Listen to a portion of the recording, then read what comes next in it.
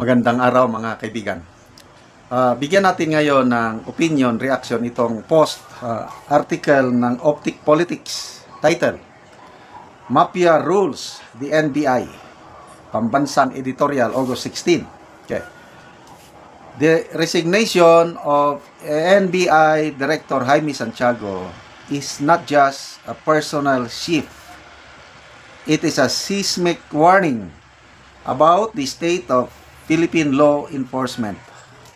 Santiago, a seasoned police officer, a prosecutor, and judge, entered the NBI with the mandate to cleanse the agency of corruption, organized crime, and internal syndicates that have long operated with impunity. Yet, his tenure ended not because of failure, but because of an orchestrated smear campaign, a campaign designed to destroy a reformist leader and protect vested interest within the Bureau. Nakakalungkot po itong pag-resign, irrevocable resignation ni NBI Director Jaime Santiago. Isa siya sa opinion ko sa mga maaasahan nating opisyal sa gobyerno. So, sino yung mga sumisira sa kanya? Yan na yung sinasabi ni Optic Politics na mafia. Okay, so, reform. Ito, ang reform na ginawa ni Director Santiago. Santiago's efforts, including the arrest of corrupt local officials and the abolition of Special Task Force riddled with unscrupulous elements, prove that reform is possible when integrity leads. Yet, the backlash he faced illustrates the system's perverse incentives. Those who seek to restore accountability are punished, while protected syndicates continue to operate under layers of institutional cover. The consequences are not merely internal, they strike at the Constitution itself. The 1987 Philippine Constitution guarantees equal protection under the law and mandates that the President uphold justice without fear or favor. When intelligence funds and confidential resources are not used to enforce this mandate, the state betrays its own people. Okay. So, the resignation should also prompt a broader reflection on the role of intelligence and confidential funds. These are not petty slush funds. They are instruments of state power. If they are allowed to languish unused while syndicates flourish, if they are misused to target political opponents selectively, the entire governance framework collapses into cynicism and impunity. The public loses trust, reform-minded officials are deterred or silenced, and criminal networks continue unchecked under the guise of bureaucracy. So, sayang kung sino pa yung matitino, hindi sila nagtatagal sa gobyerno. Example, Attorney Vic Rodriguez. To me, isang matinong abogado na malaki sanang maitulong sa bansa kung nagpatuloy. Yan, halos 3 months lang siya, wala na. Sino pa? Yung PCO Secretary Chavez ba yun? Ang feedback na ano ko is very, very competent, with integrity, character. Kailang hindi siya nagtagal sa PCO. Sino pa?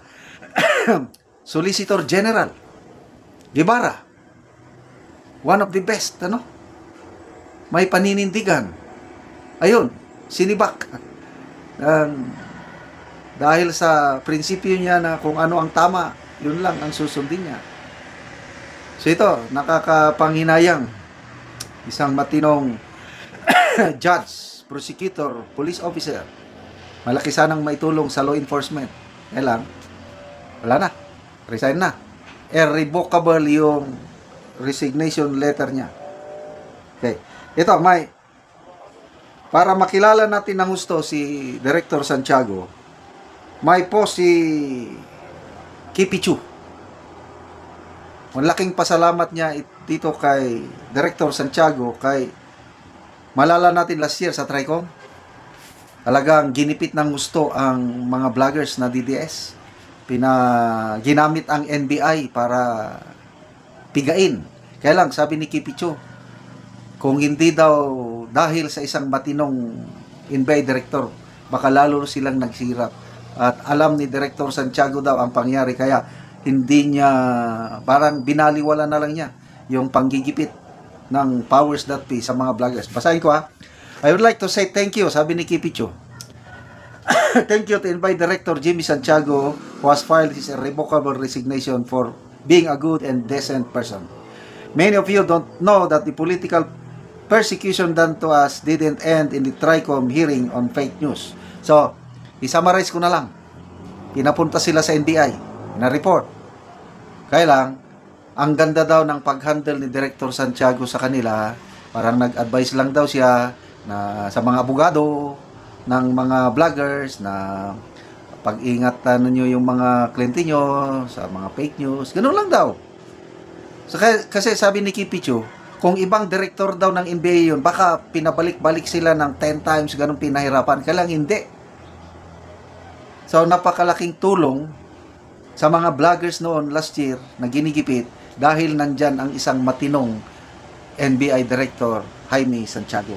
So, yun ang sabi ni So, Sir Jimmy has ends his career on a note of decency and integrity, sabi ni Kipi. I'd like to wish this good man well. I send him blessings of a peaceful next chapter where he is rewarded for his kindness and fairness. You don't know me and I'm so happy you never met me.